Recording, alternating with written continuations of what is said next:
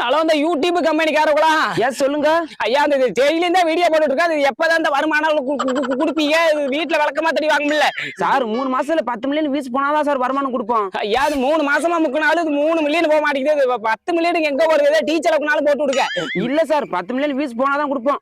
ஐயா சாமி, கோச்சுக்காதீங்க. இது இஎம்ஐ வேற கட்டணும். கை மாத்தா ஒரு 20,000 ரூபாய் மாத்தி விட்டீங்கன்னா கொண்டாடி பிள்ளையோட நல்லா இருப்பீங்க சாமி.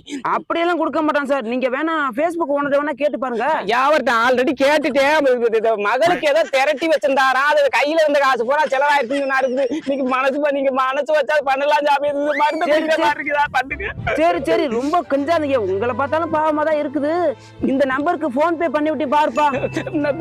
ஐயா, நான் நல்லா இருப்பீங்க சாமி.